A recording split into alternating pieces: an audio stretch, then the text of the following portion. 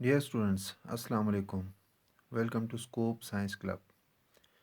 Dear students, पिछले lecture में हमने पॉलीमराइज चेन रिएक्शन के बारे में हमने पढ़ा था।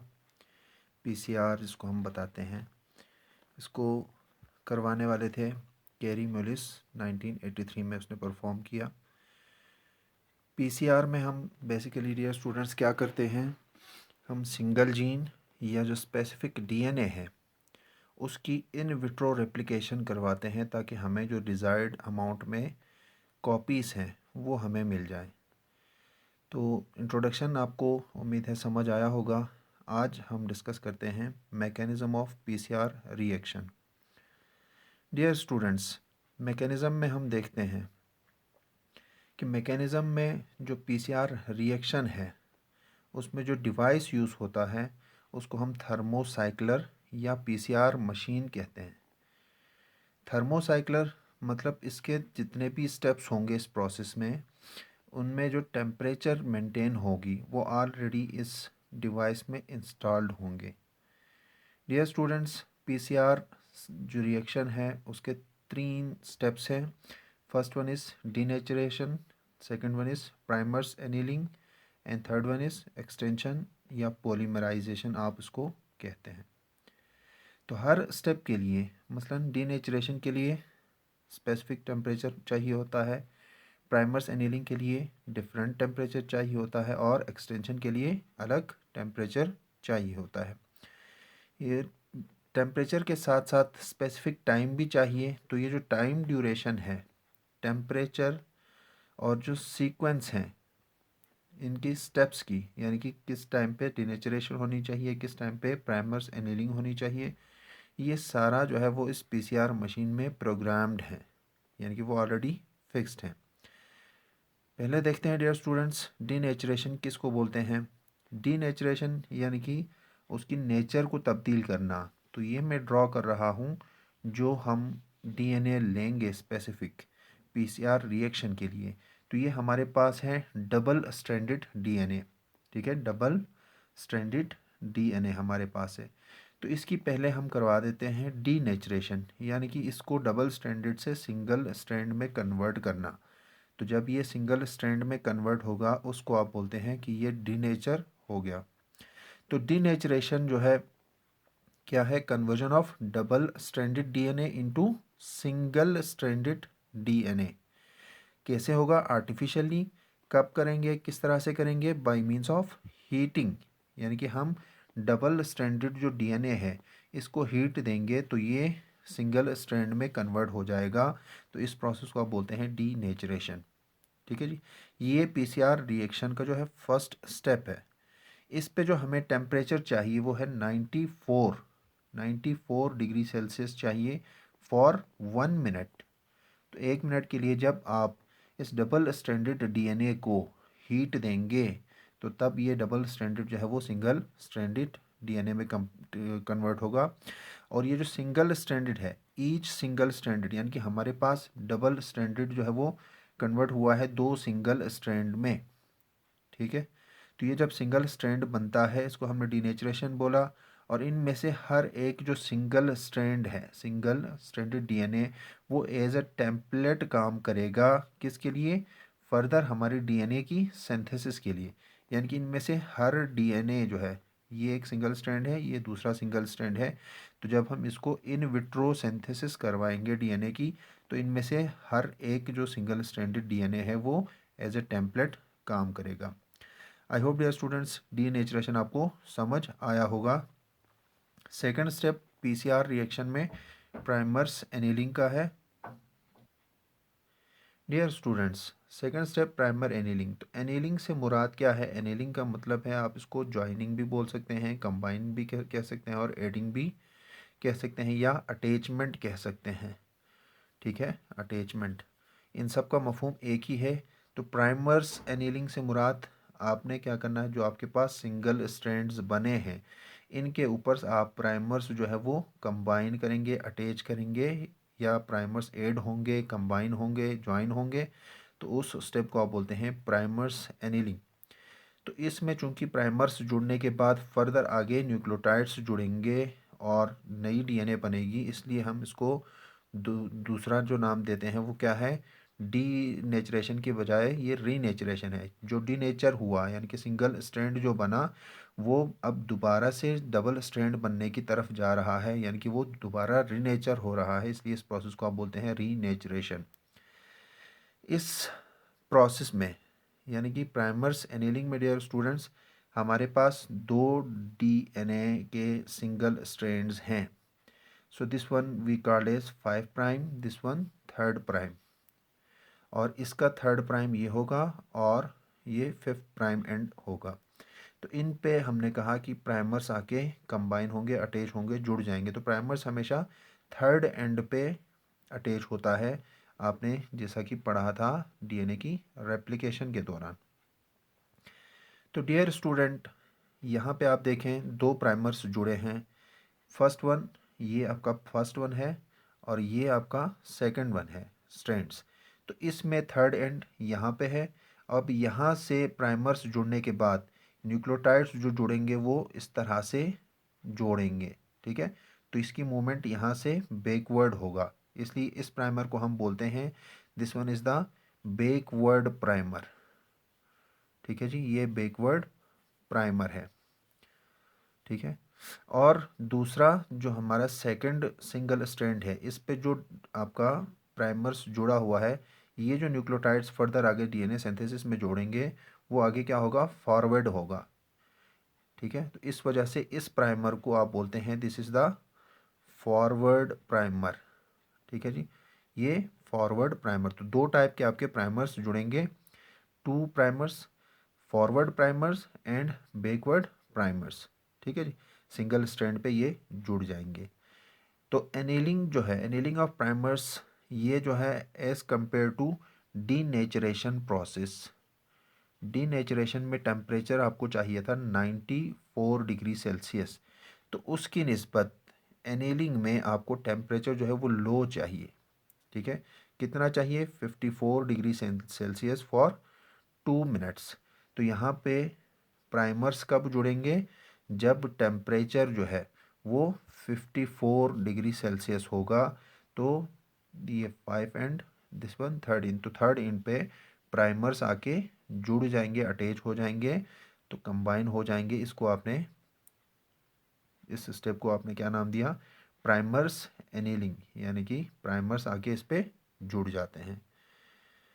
डियर स्टूडेंट्स 3rd स्टेप जो है, अब प्राइमर्स हमें पता है, प्राइमर्स क्या है, प्राइमर्स जो शॉर्ट फ्रेगमेंट्स हैं आरएनए न्यूक्लियोटाइड्स के, जो कि इनिशिएट करता है, ठीक है, इनिशिएट करता है किस प्रोसेस को, initiate the process of polymerisation, polymerisation, ठीक है। पॉलीमराइजेशन में क्या होता है, पॉलीमराइजेशन में जो आपके डीएनए पॉलीमरेज है, डीएनए पॉलीमरेज एंजाइम, ये एक्टिव हो जाता है और ये न्यूक्लियोटाइड्स जोड़ता है, ठीक है, न्यूक्लियोटाइड्स को जोड़ देता है। और आपके जो डीएनए का सिंगल स्ट्रैंड जिस पे प्राइमर जुड़ा है वो फर्दर आगे एक्सटेंड हो जाता है, इसलिए इस प्रोसेस को आप एक्सटेंशन भी बोलते हैं और पॉलीमराइजेशन भी बोलते हैं। तो the process in which primers extend by adding nucleotide, किसकी मदद से, with the help of polymerase enzyme. Single strand है, 3rd एंड पे प्राइमर आके जुड़ गए, तो ये हो गया प्राइमर एनीलिंग।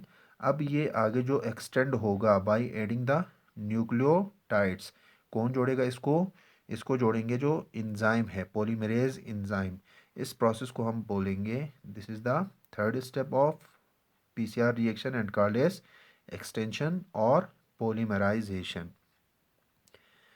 डियर स्टूडेंट्स ये हमारे पीसीआर जो रिएक्शन है इसमें it is the final step in the PCR reaction, और इसको हम चूंकि कहते हैं कि ये आगे एक्सटेंड होकर डीएनए की सिंथेसिस हो रही है तो हम इसको डीएनए सिंथेसिस भी बोलते हैं।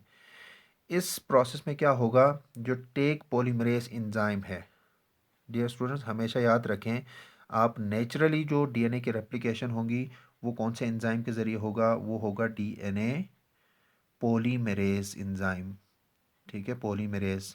और इन विट्रो हम जो इन विट्रो सिंथेसिस जो करवाएंगे उसमें जो पॉलीमरेज एंजाइम इस्तेमाल होगा that one is the Taq polymerase enzyme. Taq polymerase enzyme dear students क्या हैं? ये डीएनए पॉलीमरेज एंजाइम है एक बैक्टीरियम का, जिसको आप बोलते हैं थर्मस एक्वाइटिकस। एक्वाइटिकस, ठीक है। तो ये उस बैक्टीरियम से ये जो टेक पॉलीमरेज एंजाइम है इसको कलेक्ट किया गया है। ये क्यों स्पेसिफिकली वहाँ बैक्टीरियम से कलेक्ट किया गया? क्योंकि ये हीट टॉलरेंट है, ठीक है, हीट टॉलरेंट।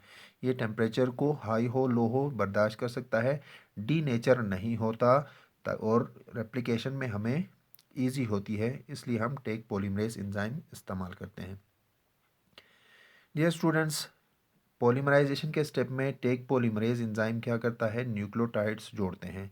न्यूक्लियोटाइड्स हमने डिस्कस किया था, यह हमारे पास डीऑक्सी न्यूक्लियोसाइड ट्राईफॉस्फेट की शक्ल में होता है। इससे मुराद क्या है आपके पास? ये जो चारों बेसिस आपके हैं, deoxy adenine triphosphate, deoxy guanine triphosphate, deoxy cytosine triphosphate and deoxy thymine triphosphate. तो ये वो न्यूक्लियोटाइड्स हैं जिनको टेक पॉलीमरेज एंजाइम जो है वो डीएनए के जो सिंगल स्ट्रैंड है जहाँ पे प्राइमर ऐड हो चुका है वहाँ पे इसको जोड़ेंगे और डीएनए की सिंथेसिस स्टार्ट होगी। स्टूडेंट्स, जब हमारा फर्स्ट स्टेप मुकम्मल होगा, यानी कि एक मरतबा डी नेचर हुआ, उसके बाद प्राइमर्स लगे, उसके बाद एक्सटेंशन हुआ, तो इन तीनों स्टेप्स के मुकम्मल होने पर हम कह सकते हैं कि हमारा जो फर्स्ट साइकिल है वो कंप्लीट हुआ। और जब फर्स्ट साइकिल कंप्लीट होंगे तो आपके पास आपने जो इस्तेमाल किया था डीएनए वो डबल स्ट्रैंडेड डीएनए था। और जब ये तीनों स्टेप्स मुकम्मल हुए तो आपके पास क्या आ गए? दो जो है वो डीएनए के नए मॉलिक्यूल्स आ गए, ठीक है जी, दो डीएनए के नए मॉलिक्यूल्स। क्या क्यों? ये जो फर्स्ट हमने डबल स्ट्रैंडेड इस्तेमाल किया था ये डीनेचर हुआ, सिंगल सिंगल स्ट्रैंड में कन्वर्ट हुआ, इसके ऊपर प्राइमर्स आके जुड़ गए, प्राइमर्स ने क्या किया फर्दर आगे न्यूक्लियोटाइड जोड़ दिए, तो हमारे पास this one is the first DNA molecule, this one is the second DNA molecule. तो हमारे पास ये जो फर्स्ट साइकिल है उसके बाद डीएनए के दो मॉलिक्यूल्स आ गए। सेकंड जो साइकिल है वो इमीडिएटली स्टार्ट होगा, यानी कि एक मरतबा एक्सटेंशन कंप्लीट हो गई, एक्सटेंशन के फ़ौरन बाद दोबारा से डीनेचरेशन का अमल शुरू हो जाएगा। डीनेचरेशन तो मतलब क्या है? जो हमारे पास जो हमारे पास बने थे, जो हमारे पास डीएनए बना था वो है दो डबल स्ट्रैंडेड, ये हमारे पास फर्स्ट साइकिल के नतीजे में बना। तो इनकी डीनेचरिंग से मुराद ये सिंगल सिंगल स्ट्रैंड में कन्वर्ट हो जाएगा, ठीक है जी, ये सिंगल सिंगल स्ट्रैंड में कन्वर्ट हो गया, वो हो गया डीनेचर। और डीनेचरिंग के बाद आपके पास जो सेकंड स्टेप है वो आपको नाउन है कि प्राइमर्स एनीलिंग, यानी कि प्राइमर्स इस पे आके जुड़ जाएंगे। प्राइमर्स के जुड़ने के साथ साथ प्राइमर्स जो है वो टेक पॉलीमरेज एंजाइम को एक्टिव करता है, तो वो फर्दर आगे फॉरवर्ड एंड बैकवर्ड जो है, फॉरवर्ड और बैकवर्ड ये न्यूक्लियोटाइड्स जोड़ेंगे, तो इनसे फिर नए स्ट्रैंड्स जो हैं वो बनेंगे। तो जब सेकंड स्टेप में आफ्टर प्राइमर्स एनीलिंग हमारा जो स्टेप है वो है एक्सटेंशन, तो जब एक्सटेंशन कंप्लीट हो जाएगी तो आफ्टर एक्सटेंशन हमारे पास क्या होंगे? हमारे पास जो होगा वो जो दो हम फर्स्ट साइकिल में हमें मिले थे ये दो कन्वर्ट होंगे चार में। देखें यहाँ पे दो इससे फर्स्ट डीएनए से बना, दो सेकंड वाले से बनेंगे, तो ये कितने हो गए डियर स्टूडेंट्स? चार। चार आपके पास डीएनए मॉलिक्यूल्स आ गए। तो कहने का मतलब सेकंड साइकिल इमीडिएटली स्टार्ट हो जाएगा, 94 डिग्री सेंटीग्रेड उसको हीटिंग मिलेगी, डीनेचर हो जाएगा, ठीक है। जो न्यूली सिंथेसाइज्ड डीएनए मॉलिक्यूल है फर्स्ट साइकिल की उसको डीनेचर किया जाएगा सेकंड साइकिल में, वो दोबारा से सिंगल स्ट्रैंडेड में कन्वर्ट होगा। ये जो सिंगल स्ट्रैंडेड हैं वो फिर से टेम्पलेट के तौर पे काम करेंगे, उनके ऊपर आके प्राइमर्स जो है वो जुड़ जाएंगे और उसकी एक्सटेंशन हो जाएगी। तो ये जो साइकिल है डीनेचरेशन का, प्राइमर्स एनीलिंग का और एक्सटेंशन का, this will continuous for long period, जिसके नतीजे में क्या होंगे, आपके जो सिलेक्टेड डीएनए हैं उसके सीक्वेंसेस आपको मिलेंगे, यानी कि उसकी कॉपीज आपको मिलेंगे on in the exponential rate, यानी कि डबल के हिसाब से। पहला हमारे पास फर्स्ट साइकिल में एक था, सेकंड साइकिल फर्स्ट साइकिल में हमें दो न्यू मॉलिक्यूल्स मिले, सेकंड साइकिल में ये दो डीनेचर हो गए तो हमें फिर चार मिले। तो डियर स्टूडेंट्स यहाँ पे आप देखें जो ओरिजिनल स्ट्रैंड था, ओरिजिनल स्ट्रैंड उसकी पीसीआर हमने की तो फर्स्ट साइकिल में दो स्ट्रैंड्स यानी कि दो न्यू स्ट्रैंड्स बने, ठीक है, इनके दो स्ट्रैंड्स अलग अलग हुए, उस दो से जो है वो साइकिल वन में चार स्ट्रैंड्स बने, चार स्ट्रैंड मुराद आपके पास दो डीएनए के मॉलिक्यूल। फिर इस दो डीएनए मॉलिक्यूल की दोबारा से पीसीआर रिएक्शन हुई, डीनेचरेशन हुआ, प्राइमरी एनीलिंग हो गई और एक्सटेंशन के बाद चार डीएनए बने जिसके पास 8 स्ट्रैंड्स हैं। थर्ड जो साइकिल है वो भी इमीडिएटली आफ्टर सेकेंड साइकिल शुरू हो जाएगा, तो उसमें हमारे पास जो नंबर ऑफ डीएनए मिलेगा वो है 8। ठीक है डियर स्टूडेंट्स, तो ये एक्सपोनेंशियल रेट पे हमें कॉपीज़ मिलती जाती हैं। तो पॉलीमरेज का डेफिनेशन हमने किया था कि हम उसमें सिंगल जो जीन है, सिंगल जीन या डीएनए, इसकी हम इन विट्रो जो है कॉपीज़ बनवाते हैं, इन विट्रो कॉपीज़ बनवाते हैं with in short period outside the body, जिसको हम नाम देते हैं इन विट्रो।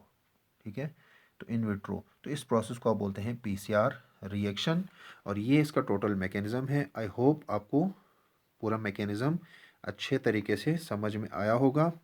अगर आपको इस वीडियो से, लेक्चर से कुछ फ़ायदा होता है तो काइंडली लाइक करें, शेयर करें और सब्सक्राइब करें और अपने दोस्तों को भी फॉरवर्ड करें ताकि उनको इस लेक्चर से उनका भी फ़ायदा हो जाए। अपनी दुआओं में याद रखिएगा। अल्लाह हाफ़िज़।